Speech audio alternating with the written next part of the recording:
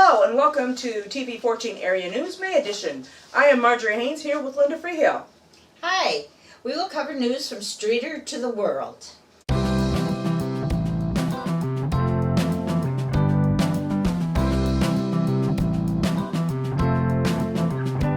Linda, please give us a local rundown. The Streator Walking Club is getting off to a fantastic start. Check out more about the Streator Walking Club on their Facebook page. Some farmers markets will start opening up in June. Remember, when you support farmers markets, you're also supporting small businesses. Our very own Will York will have his second comedy show posted to our Facebook page very soon. It's extremely funny, so make sure you check it out. The Coffee Club interviewed Streator Chief of Police John Franklin on February 27th, 2024, and it is airing on our YouTube channel as an audio podcast. We will be interviewing the chief again at the end of May. The Coffee Club host, me, Linda Freehill, Coffee Clutch with pastors Marjorie Haynes and Greg Haynes about their Hope TV journey. The video will be posted to Facebook very soon. Pluto Coffee and Tea was inspected by the LaSalle County Health Department and approved to be a coffee house making ready-to-drink beverages and a bakery serving baked goods and more. And by the way, Pluto Coffee and Tea is a sponsor of Gleam TV, and everything is so good.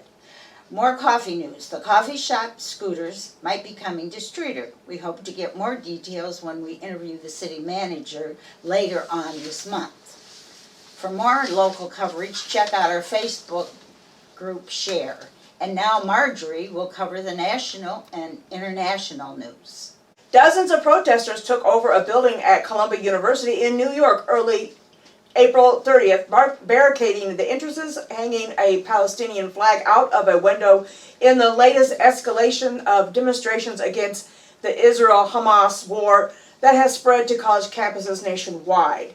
Protesters on Columbia's Manhattan campus locked arms in front of Hamilton Hall on April 30th and carried furniture and metal barricades to the building, one of several buildings that was occupied during the 1968 civil rights and anti-Vietnam War protests on campus. Posts on an Instagram page encourage protest organizers to tell people to protect the encampment and join them at Hamilton Hall. A Free Palestine banner hung from a window. A shootout that killed 4 law enforcement officers and wounded 4 others in North Carolina began as officers approached a home to serve a warrant for a felon wanted for possessing a firearm, police said.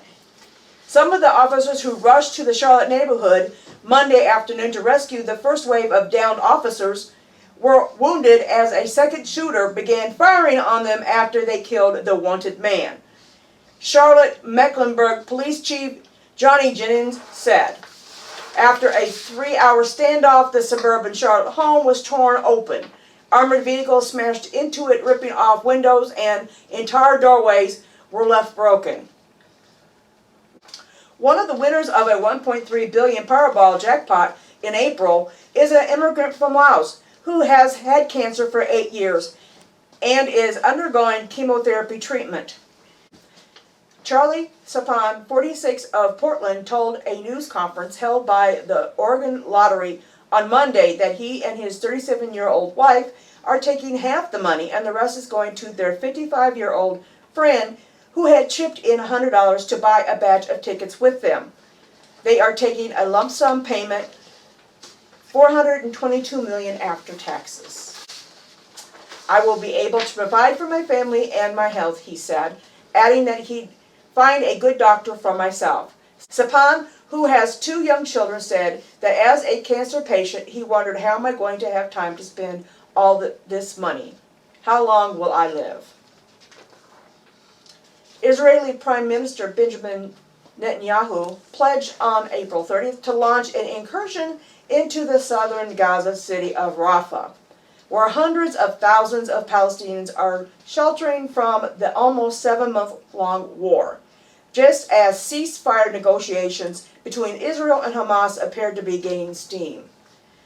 Netanyahu's comments came hours before U.S. Secretary of State Anthony Blinken arrives in Israel to advance the truce talks, which appear to be one of the most serious rounds of negotiations between Israel and Hamas since the war began. The deal is meant to free hostages, bring some relief to the population, and avert an Israeli offensive into Rafah and the potential harm to civilians there. Netanyahu said Israel would enter Rafah to destroy Hamas battalions there regardless of whether a truce for hostages deal is struck. His comments appear to be meant to appease his nationalist governing partners, but it was not clear whether they would have any bearing on any emerging deal with Hamas. The U.S. and allies are scrambling to pull together a complex system that would move tons of humanitarian aid to Gaza by sea. Nearly 2 months after the USA gave the order, U.S. Army and Navy troops are assembling a large floating platform several miles off the Gaza coast that will be the launching pad for deliveries. But any eventual aid distribution, which could start as soon as early May, will rely on a complemented logistical and security plan with many moving parts and details that are not yet finalized. The relief is desperately needed, with the UN saying people in Gaza are on the brink of famine. But there are still widespread security concerns, and some aid groups say that with so much more needed, the focus should be instead on pushing Israel to ease obstacles to the delivery of aid on land routes. The world's nations finished a round of negotiations on April 30th, 2024 on a treaty to end plastic pollution and made more progress than they have in the 3 prior meetings. Many feared that the Ottawa, Canada meeting effort would fail to craft the first legally binding treaty on plastic pollution, including in the oceans. The last meeting was marred by disagreements and there was much left to do. But instead, there has been a monumental change in the tone and in the energy, according to a Canadian parliamentary secretary. It was the 4th Intergovernmental Negotiating Committee on Plastic Pollution session. For the first time, nations began negotiating over the text of what is supposed to become a global treaty. They agreed to keep working between now and the next and final committee meeting this fall in South Korea. Get more national and international news from our Facebook page, TV14, and our Facebook group, Facts Matter TV. Thanks for watching TV14 Area News, May edition. See you next time. Bye now.